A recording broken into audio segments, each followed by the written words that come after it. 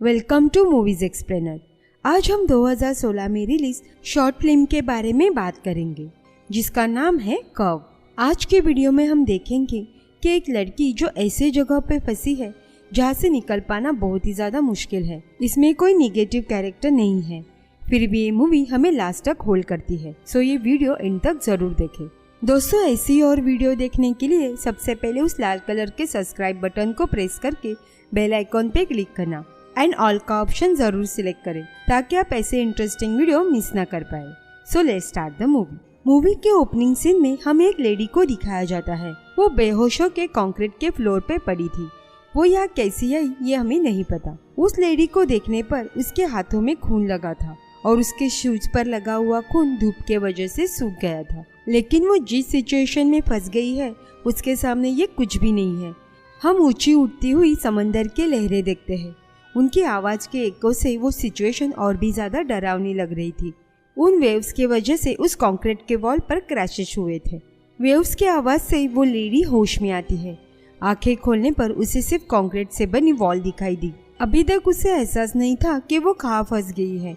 ये स्ट्रक्चर एक curve shape में है जिसके ऊपर की तरफ बहुत ही ऊंची दीवार और नीचे की तरफ पूरी तरह से अंधेरा है। उसके ऊपर से उसकी फिजिकल हालत भी कुछ ठीक नहीं थी जो उसकी यहाँ से निकलने में मदद कर सके। उसका लेफ्ट लेग उसके बॉडी के नीचे फोल्ड हुआ था और वो उसे मूव भी नहीं कर पा रही थी। वो जैसे ही सिचुएशन को अंडरस्टैंड करती है वो जोर से चिल्लाती है और उसके उस मूवमेंट से वो नीचे खिसकती है। वो पूरी तरह से नीचे नहीं गिरी, लेकिन हमें पता नहीं कि वो और कितने टाइम तक खुद को होल्ड कर पाएगी। उसे जो भी करना है वो बड़े ही आराम और पेशेंस के साथ करना होगा। अगर उसने एक भी गलती या फिर गलत मूव लिया तो यहाँ से सीधा नीचे जाएगी और उसकी मौत पक्की थी। नीचे खिसकने की वजह से उसका लेफ्ट लेग और भी दर्द करने लगा। उसके हाथों का हाल तो और भी बुरा था। उसकी सांसें तेजी से चल रही थी। यहाँ से निकलने के चांसेस काफी कम थे, लेकिन फिर भी वो अपने लाइफ के लिए प्रे करती है। हमें वहाँ का पूरा नज़ारा दिखाया जाता है। वो एक हाइड्रो पावर प्लांट था। वो जैसे तैसे ऊपर की तरफ पहुँच भी पाई, फिर भी वो उस ऊंचे दीवार से बाहर निकल नहीं पाएगी। लेकिन वो दीवार अभी उसका कंसर्न नहीं था। वो उसके इस सिचुएशन को कोसती है कि तभी नीचे से एक बहुत डरावनी आवाज आई। वो रियलाइज करती है कि नीचे गिरना कितना भयानक होने वाला है। वो थोड़ा शांत होती है और सोचती है कि शायद ये आवाज हवा के वजह से हो सकती है। वो सोच ही रही थी कि तभी फिर से आवाज आई। वो आसमान की तरफ देखते हुए फिर से एक बार चिल्लाती है। अगर वो बिना कोशिश किए ऐसे ही पड़ी रही तो उसे मरने के लिए थोड़ा टाइम लगेगा, और अगर उसने थोड़ा भी टर्न लिया या मूव करने की कोशिश की तो वो उसी पल मर जाएगी। मतलब दोनों सिचुएशन में मौत कंफर्म थी। ये उस पर डिपेंड है कि वो क्या चुनती है। वो दूसरा ऑप्शन चूज करती है। वो अपने राइट लेग पे थोड़ा जोर दे के मूव करने की कोशिश करती है, लेकिन उसका एक प्लान काम नहीं किया और वो थोड़ा और नीचे स्लाइड कर गई। अभी वो उस कर्व के एज पे थी। वो शांत होकर लंबी लंबी सांसें लेती है। उसने फाइनली डिसाइड किया कि उसे वो अभी जिस पोजीशन में है वैसे ऊपर की ओर खिसकना होगा, लेकिन वो कर्व उसे कुछ भी करने से रोक रहा था। वो अपने हाथ को देखती है। बहुत ही बुरी हालत में थे। खून के वजह से 2 उंगलियां आपस में स्टिक हो गई थी। वो उनको अलग करती है। उसने अपने हाथों को अपने जैकेट से क्लीन किया ताकि जब वो ऊपर जाने की कोशिश करे तो उसके हाथ के खून के वजह से वो फिसल न जाए। दर्द तो होता है, लेकिन और कोई ऑप्शन भी नहीं था। वो अपने हाथों के जख्म पर फूंक मारती है थोड़ा आराम मिलने के लिए।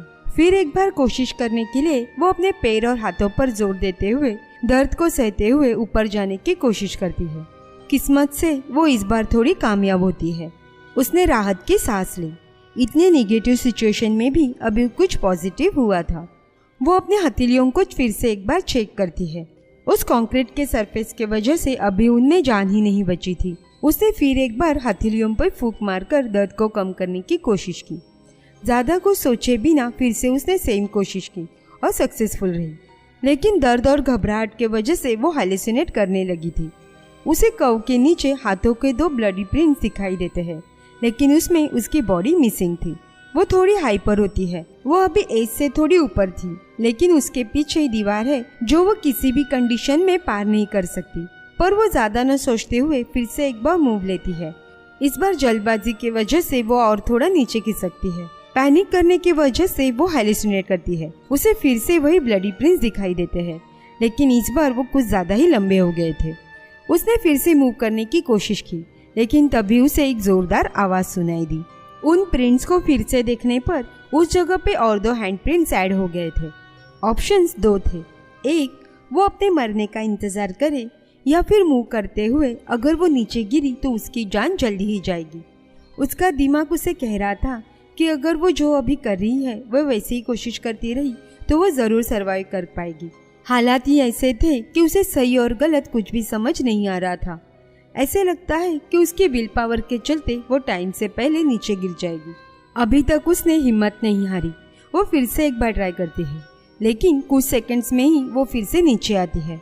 उसने अभी तक जो भी प्रोग्रेस की वो उसे किसी भी हालत में गंवाना नहीं चाहती, लेकिन वो और ज्यादा पैनिक होती है जब उसने नोटिस किया कि वो ब्लडी प्रिंस और भी ज्यादा स्ट्रेच हो गए हैं। जोर की आवाज आती है। उसे ये मौत की आवाज लगती है जो नीचे अंधेरे से आ रही थी। उसकी हथेलियां ऑलमोस्ट डिस्ट्रॉय हो गई थी। अभी उन पर बहुत ही कम स्किन बची है। ऊपर आसमान में बादल गरजने लगे और जोर की बारिश शुरू हो गई। पता नहीं ये बारिश से उसकी मदद होगी या फिर उसकी मुश्किलें और बढ़ेगी। वो नहीं जानती कि ये बारिश उसका दर्द कम करेगी, उसे जल्दी मारकर, या फिर उसके बचने के होप को डिस्ट्रॉय करेगी। इस फिल्म में हमें हर पल 2 सिचुएशन मिलती है, लेकिन दोनों में उसकी डेथ पक्की थी। बारिश की बूंदें उसके चेहरे पे पड़ती है। उसे थोड़ा शांत फील होता है, जैसे ये कव उसका घर हो और वो यहाँ बहुत टाइम से हो। ये शांति या एंजॉयमेंट ज्यादा देर नहीं टिकता। बारिश के पानी की वजह से फिसलन हो गई और वो और थोड़ा नीचे स्लाइड कर जाती है। उसने आंखें बंद कर ली। उसे किसी भी हालत में हार नहीं माननी थी। अभी भी उसके अंदर वो सरवाइव करने की आग जल रही थी, लेकिन वो धीरे धीरे नीचे जा रही थी। तभी उसे याद आता है कि उसके गले में चेन है, तो उसने उसे निकालकर अपने हाथों पर बांध ली। लेकिन ये आइडिया इतना ज्यादा वर्क नहीं करता। हम उसे धीरे धीरे नीचे जाते हुए देख पाते हैं। इस फिल्म में हमें नहीं दिखाया गया कि वो लास्ट में यहाँ से निकल पाई या नहीं। ये हम सिर्फ इमेजिन ही कर सकते हैं।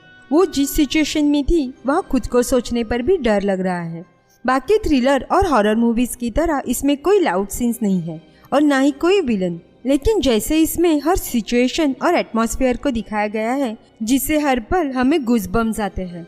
एक्चुअली ये मूवी अपने अंदर के डर से रूबरू करवाती है।